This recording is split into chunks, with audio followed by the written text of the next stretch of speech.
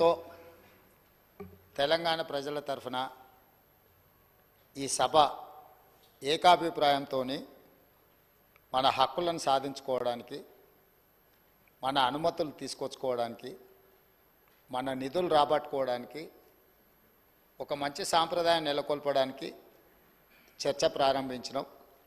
ప్రతిపక్షాలకు అవసరమైన మేరకు సమయం ఇవ్వాలి అని తమరిని అనుమతి అడిగినాం. తమరు కూడా పెద్ద మనసుతో ఈ చర్చకు అనుమతి ఇచ్చారు. అయితే ఈ చర్చను దుర్వినియోగం చేసి సత్యదూరమైన అంశాలను ఇక్కడ ప్రస్తావించి చేసిన పాపాలను అన్నిటిని కూడా కప్పిపుచ్చుకోవడానికి 100 ఎలకలు తిన్న పిల్లి తీర్థయాత్రలు పోయి అన్నీ మాఫైనాయని వెనకటికి చెప్పినట్టుగా వారి ప్రసంగాన్ని చూస్తే అర్థమవుతుంది అధ్యక్ష. వారేదో వీరోచితంగా పోరాటాలు చేసినట్టు, ఆ పోరాటాలతో ఢిల్లీ దద్దరిల్లినట్టు, తద్వారా ఈ తెలంగాణ రాష్ట్రం ఎక్కడికో ఆకాశంలోకి అభివృద్ధిని తీసుకెళ్ళినట్టుగా ప్రజల్ని తప్పుదోవ పట్టించే ప్రయత్నం చేస్తున్నారు. ఈ సభలో రికార్డ్స్ని సవరించాల్సిన బాధ్యత సభానాయకుడిగా నా మీద ఉన్నది అధ్యక్ష. వారు చెప్పిన సత్యదూరమైన వార్తలతో పాటు కొన్ని సత్యాలను ఈ సభలో ప్రస్తావించాల్సిన బాధ్యత నా మీద ఉన్నది అధ్యక్ష. 2014 నుంచి 2021 వరకు ఎన్డీఏ ప్రభుత్వానికి, మోడీ గారి ప్రభుత్వానికి రాజ్యసభలో మెజారిటీ లేదు అధ్యక్ష. ప్రతిసారి వారు ఏ బిల్లు తీసుకొచ్చినా, ఏ అంశాలు ప్రస్తావనకు తీసుకొచ్చినా రాజ్యసభలో ఆమోదం పొందాలి అని అంటే ఇటు లోక్సభలో కానీ అటు రాజ్యసభలో కానీ ఆనాటి ప్రభుత్వము, వారు ఆరాధ్య దైవం అని చెప్పుకునే కల్వకుంట్ల చంద్రశేఖరరావు గారు పదే పదే మోడీ గారి ప్రభుత్వానికి ఏ విధంగా ఊడిగం చేసిండ్రో కొన్ని అంశాలను ప్రస్తావించదలుచుకున్న అధ్యక్ష. జిఎస్టీ బిల్లు తీసుకొచ్చినప్పుడు ఏప్రిల్ 5 అధ్యక్ష, ఏప్రిల్ 5 నాడు జిఎస్టీ బిల్లును లోక్సభ ఆమోదించిన ఎంబడే భారతదేశంలో ఎన్నో బీజేపీ ప్రభుత్వాలు ఉన్నా ఆ బీజేపీ ప్రభుత్వాల ముఖ్యమంత్రుల కంటే ముందు ఏప్రిల్ 9 తారీఖు నాడు అత్యవసరంగా శాసనసభ సమావేశాన్ని ఏర్పాటు చేసి ఇంత అద్భుతమైన జిఎస్టీ బిల్లును నరేంద్ర మోడీ గారు తీసుకొచ్చిండ్రు. నరేంద్ర మోడీ గారు తెచ్చిన జిఎస్టీకి మేము సంపూర్ణంగా మద్దతు పలుకుతున్నాం. ఇదే కాకుండా వారు ఆ రోజు ఏం చెప్పిండ్రు, ఈ బిల్లుల మీద మోడీ గారిని ప్రశ్నించడానికి కాంగ్రెస్ పార్టీ ప్రయత్నం చేస్తే ఆ రోజు ఏమన్నారు, ఇక్కడ కూర్చున్న కల్వకుంట్ల చంద్రశేఖరరావు గారు, ప్రధానమంత్రిని మీరు నిలదీసినట్టు ఈ సభలో మాట్లాడతారా, మీరు మాట్లాడడానికే వీల్లేదని చెప్పి కాంగ్రెస్ సభ్యులను దబాయించి జిఎస్టీ బిల్లుకు 100% అక్కడ రాజ్యసభలో లోక్సభలో మద్దతు పలకడమే కాకుండా ప్రత్యేక శాసనసభ సమావేశాలు ఏర్పాటు చేసి సంపూర్ణంగా నరేంద్ర మోడీ గారికి మద్దతు పలికినరు. Point number 1.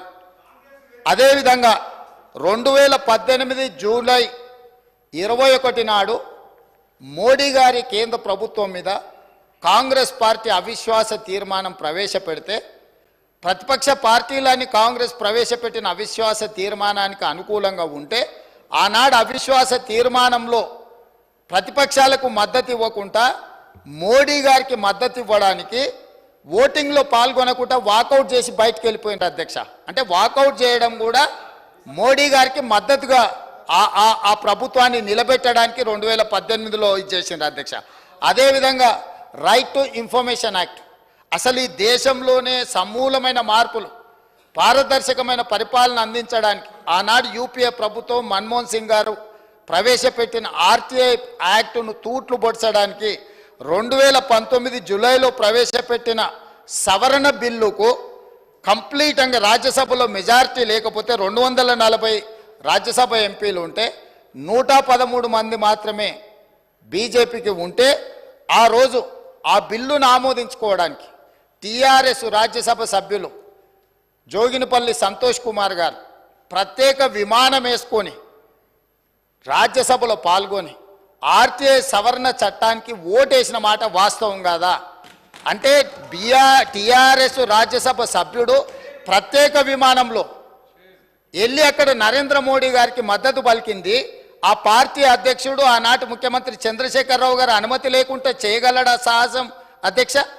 ఇది అప్పుడే వీరు మర్చిపోయినరా? అదేవిధంగా నోట్ల రద్దు ఈ దేశంలో ఉండే చిరు వ్యాపారుల యొక్క జీవితాలతో చెలగాటమాడింది.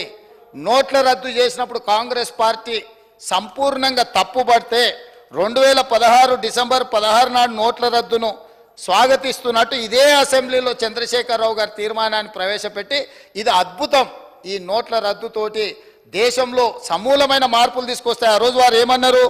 ఇంకా ఈ నోట్ల రద్దుతోటి పూర్తిగా మార్పులు జరుగుతాయి. ఎప్పటి నుంచో నేను ఇట్లాంటి గొప్ప గొప్ప మార్పులు తీసుకురావాలనుకుంటున్నా. దీని ద్వారా ఈ మొత్తం వ్యాపారాలు అన్నీ బాగుపడతాయని చెప్పారు. కానీ చివరికి ఆ నోట్ల రద్దుతో ఏమైంది అధ్యక్ష? జీడిపి ఇప్పటి దగ్గర వారు గొప్పలు చెప్పారు కదా జీడిపి గురించి. ఈ నోట్ల రద్దుతోనే 2% జీడిపి తగ్గిపోయింది అధ్యక్ష ఈ దేశంలో. దాంతో దాదాపుగా 3 నుంచి 3.5 లక్షల కోట్ల రూపాయల నష్టం జరిగిందని చెప్పి నిపుణులు నివేదికలు ఇచ్చిండ్రు అధ్యక్ష. ఆ నోట్ల రద్దుకు మద్దతు పలికిందే వీళ్ళు అధ్యక్ష. ఇదే సభలో తీర్మానం చేసి గొప్ప నిర్ణయం అని పొగడ్తలతో ముంచెత్తిండ్రు అధ్యక్ష. ఇదే కాదు, 2017లో రాష్ట్రపతి ఎన్నికలు జరిగినాయి అధ్యక్ష. ఆనాటి బీజేపీ అభ్యర్థి రామ్నాథ్ కోవింద్కు వీళ్ళందరూ లైన్లో నించొని ఓట్లేసిండ్రు అధ్యక్ష. అదేవిధంగా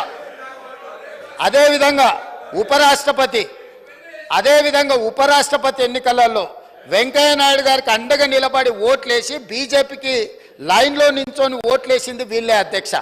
అంటే ఎన్నికల్లో కూడా బీజేపీకి అనుకూలంగా ఓట్లేసి ఈరోజు ఆనాటి నుంచి ఈనాటి వరకు మేము పోరాటాలు చేస్తున్నాం అని చెప్పి సభ ద్వారా ప్రజల్ని తప్పుదోవ పట్టించే ప్రయత్నం చేస్తున్నారు అధ్యక్ష.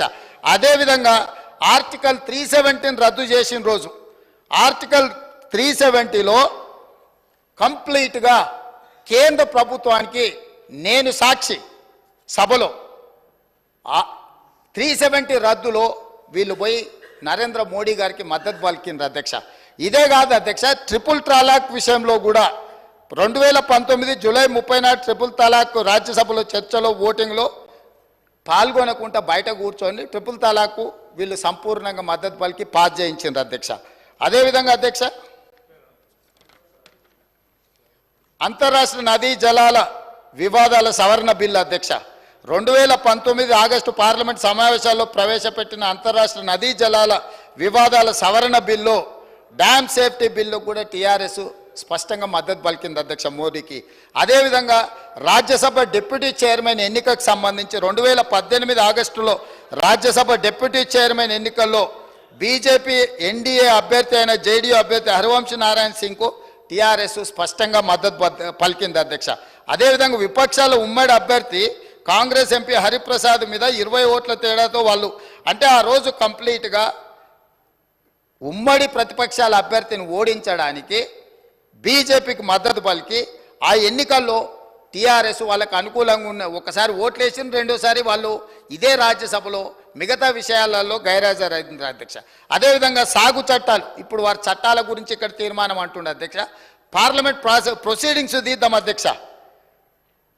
2020 డిసెంబర్ 27 నాడు ప్రగతి భవన్లో నిర్వహించిన ఉన్నత స్థాయి సమీక్షా సమావేశంలో కేంద్రం తీసుకొచ్చిన సాగు చట్టాలను కేసీఆర్ గారు స్వాగతించిండ్రు. మీరు కావాలంటే ఆనాటి పేపర్లను అన్నిటినీ తిరిగేయండి. పంటలు కొనుగోలు చేసేందుకు ఆ రోజు వారు మాట్లాడింది ఏంది అధ్యక్ష? పంటలు కొనుగోలు చేసేందుకు ప్రభుత్వం వ్యాపార సంస్థ కాదు, రైసు మిల్లరో దాల్ మిల్లరో అసలే కాదు, కొనుగోలు అమ్మకాల బాధ్యత ప్రభుత్వ బాధ్యత కాదు. మద్దతు ధరతో కొనుగోలు జరపడం ద్వారా రాష్ట్ర ప్రభుత్వానికి 7,500 కోట్ల రూపాయల నష్టం వచ్చింది. కేంద్ర ప్రభుత్వం తెచ్చిన కొత్త వ్యవసాయ చట్టాలు ఇదే చెబుతున్నాయి.